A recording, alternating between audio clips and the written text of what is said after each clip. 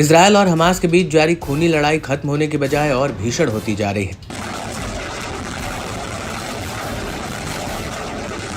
अंतर्राष्ट्रीय दबावों के बावजूद इजरायल अपने कदम पीछे नहीं हटा रहा है। हालांकि इस जंग की शुरुआत जिस तरह से हुई थी कि पहले हमास का हमला होता है, उसके बाद इजरायल के भीषण बदले वाले बमबारी से गाजा में हर तरफ तबाही मच जाती है और मानो लगने लगता है कि अब जंग इजरायल के नाम हो गई है। लेकिन जिस तरह से हमास के लड़ाके और हिजबुल्लाह एक होकर इजरायली बलों पर हावी हैं, उससे इस जंग की दिशा बदलती नजर आ रही है।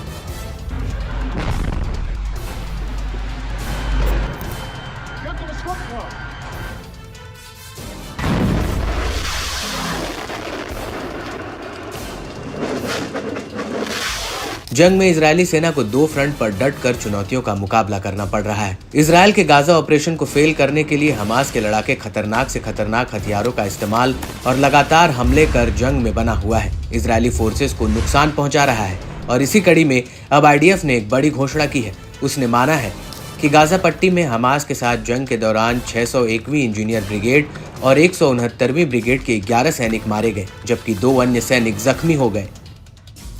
इसके साथ ही आईडीएफ ने गिफ्ती ब्रिगेड में एक सैनिक की मृत्यु की बात भी कही है। ये सैनिक हाल ही में रफा में हुए टकराव में बुरी तरह से घायल हुआ था।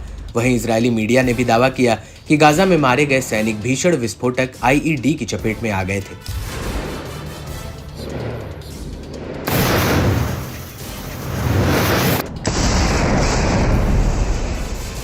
हमास और प्रतिरोधी गुट सीधे हमले कर इजरायल को तगड़ी चुनौती पेश कर रहा है। इस बीच हमास ने एक बयान जारी कर इजरायली सैनिकों को बख्तरबंद गाड़ियों सहित उड़ाने की बात कही है।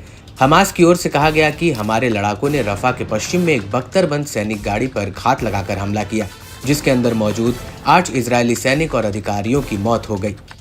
आईडीएफ ने बताया कि मरने वाले सैनिक में 23 साल के कैप्टन वासिम महमूद भी शामिल हैं। साथ ही लड़ाकू इंजीनियरों का ये दस्ता करीब सुबह 5 बजे दक्षिणी गाजा शहर के ताल अल सुल्तान इलाके में एक मिशन से लौट रहा था, जिसके बाद ये हमला हो गया।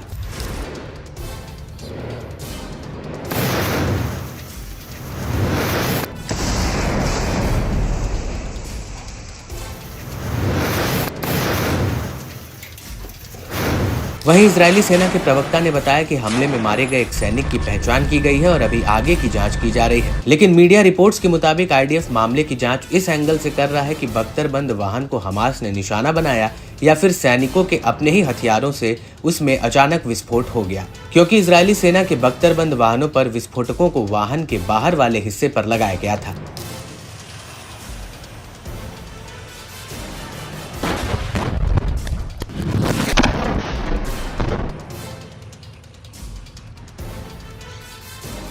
दूसरी ओर हमास के लड़ाकों ने गाजा पट्टी में सेना के कब्जे वाले इलाके का विरोध करना जारी रखा है।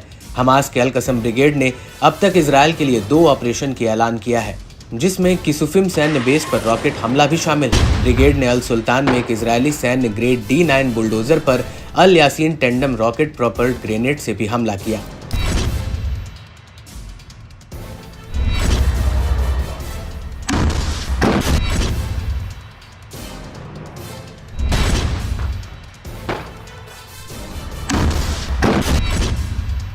हालांकि इजरायल हमेशा से ही अपने सैनिकों की सूचना मीडिया से साझा करने से कतराता रहा है, लेकिन इस जंग में अब इजरायली फोर्सेस को जीत का रास्ता अपनी सैनिकों की कुर्बानी से होकर गुजर रहा है। रफा से जैसे जैसे इजरायली सेना आगे बढ़ रही है, उसे हमास के लड़ाकों के साथ साथ हिजबुल्लाह का भी सामना करना पड़ रहा है। गाजा में और उसके आसपास के इलाकों में आईडीएफ ने अब तक के ऑपरेशन में करीब 307 सैनिकों की मौत हो गई है। रिपोर्ट के मुताबिक इजरायल और हमास की जंग में मारे गए सबसे ज्यादा लोगों में फिलिस्तीन के लोग हैं। इसमें 37,000 से अधिक लोग मारे गए हैं, जिसमें से अधिकांश नागरिक हैं।